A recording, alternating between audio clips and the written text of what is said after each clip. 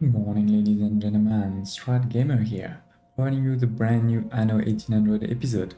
And today we're going to talk about what I think is a bug, but may also actually be sort of the biggest cheese of all time, let's say.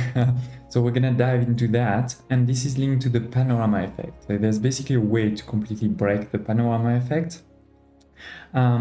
Before we dive into that, I just wanted to remind you I did make a video on explaining exactly what the panorama effect, what is the typical sort of base layout. This video will now appear at the top, and you can find it in the description. Just a quick reminder, the panorama effect is here this element here that has 5 different levels. The highest level is intense, where you get 15% income per houses and 25 bonus residents for each of those things like champagne, cigars, chocolate, steam carriages, and electricity. So that's huge, right? Like a level, if you have no items or anything like that, a level 5 investors is going to be 150, I think, or 175, and with the panorama effect 300. So that's huge. And usually what you have to do to get panorama effect is have smaller skyscrapers around, more smaller than higher or equal. And to really understand it, don't hesitate to check that video I made previously. But so, in terms of the typical layout is you need to mix level 5s and level 4 so that your level 4s provide the panorama effect to those level 5s. But then what happens is that those level 4s don't have panorama at all, right? So they are only of 150 population. So that's a bit sort of, let's say, the problem statement, right? It's hard to get panorama effect on everything. But there is actually a way to break that completely, and we're going to go into detail on how that works, why I think it's a bug, but then we'll also look at, is it actually useful? Like, would you want to do it or not? In particular, if you're looking at, a max population run or something like this. Okay, so I'm gonna load another save that has this ready to show you. So let's give me 1 second to load that. Okay, so here it is, ladies and gents. This is exactly the same island. The only thing I've done is basically to downgrade a lot. So we downgrade all of these investors that were level 5 to level 3, and we've downgraded many of the, let's say, level 4 investors to actually level 3 engineers. So it is quite different in terms of overall, landscape. It obviously looks a lot smaller. There's definitely also a big change in things like influence and income and consumptions, because you move from full investors to half engineers, half investors. In terms of population, there's also a decrease. We're going to look at that. But what does happen, as you may have just seen just now, is that we now have intense panoramic effect on the whole island. The investors have intense, and the engineers also have intense. So the whole island has full panorama effect. How is that possible? Well, basically, and here this is where it gets, let's say, a bit into the bug slash my interpretation is, if you look at an engineer house like this, it is level 3. If we look here, it says, level value of 3, that we know it's normal. It says smaller neighborhood and neighboring skyscrapers, those 6 that you see here in green, which are level 3 investors, sorry, and then 2 of the same level, which are those 2 engineers of the same level next to it. So a couple of things are happening. One is because it's level 3 instead of level 5, for the investors, the radius is lower. So it takes less skyscrapers in the account of the calculation than before. But the main thing that's happening is basically the game is considering that a level 3 investor skyscraper is lower than a level 3 engineer skyscraper. when you sort of look at it from that angle, it doesn't really look, those ones don't really look smaller, right? They look higher. One potential, let's say justification would be to say, well, level 3 for engineers is actually the maximum, right? It's sort of the equivalent of level 5 for investors. So indeed, maybe let's consider that a level 3 investor is lower than a level 3 engineer because it's not the maximum. Maybe that's the justification. But then, if you take that justification and you look the other way around, which is you take the investors now, you're that's where it gets into the bug, because you can't have it both ways. If we say that the investors were actually lower, now we can't say that the engineers are actually now lower than investors, but that is what we see. Now, if you look here, you can see that once again, those investors also have intents because they consider all the level 3 engineers as lower. And to me, this one makes honestly a lot more sense. I mean, the first element is just visually, these ones are lower. If you look like this, you see they are lower. The second is investors are actually sort of a higher tier than engineers. So that's the second reason why I could go that way. But then you can't have it both ways, right? Whereas here you do have it both ways. So that's why for me, it's not even cheesing, it's a bug. It's a pure bug. It just can't be that way.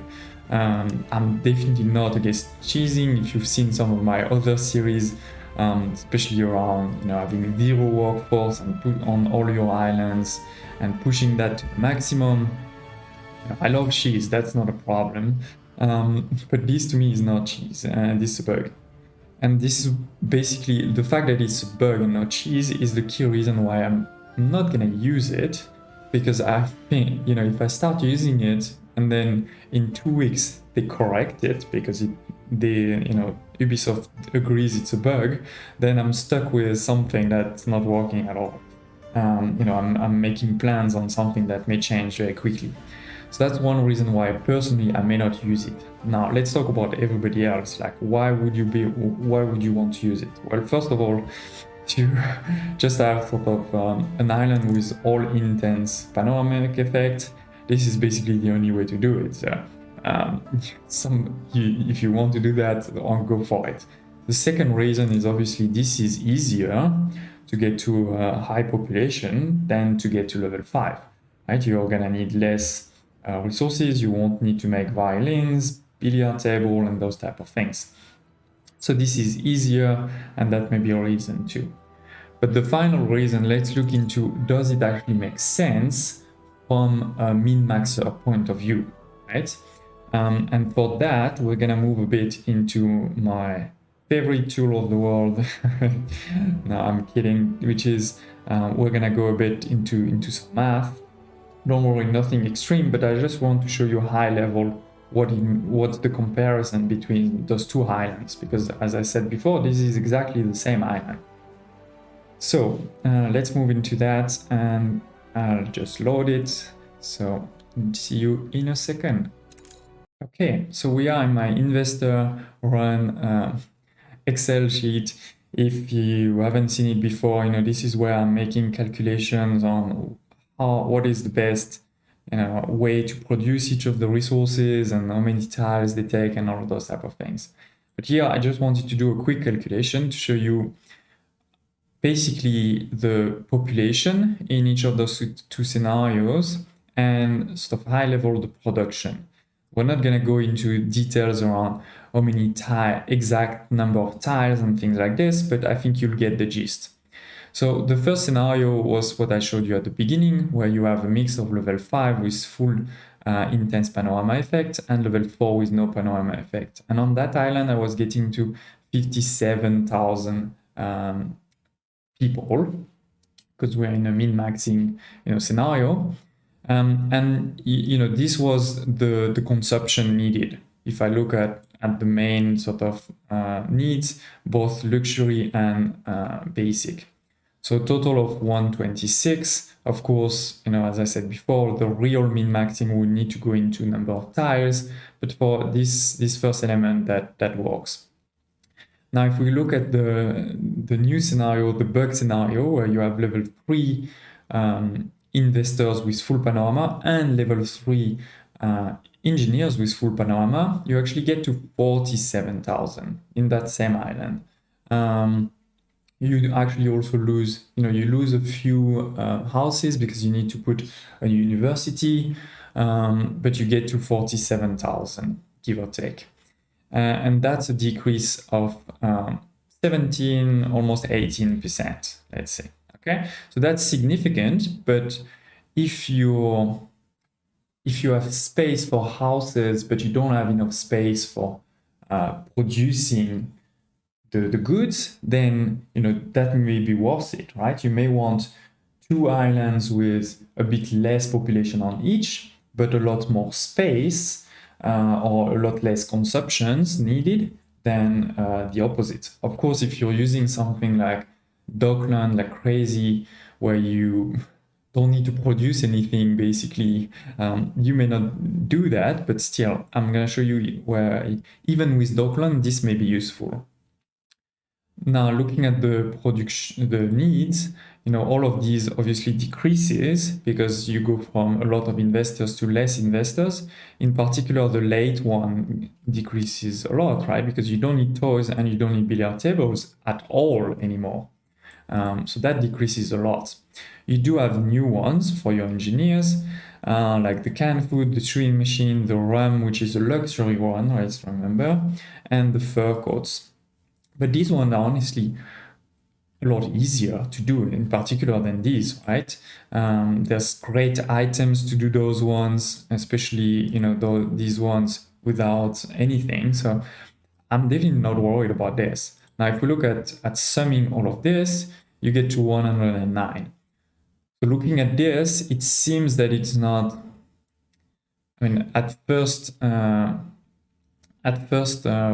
face value, let's say, it seems the decrease in consumption is lower than the decrease in population. So it may not be that useful.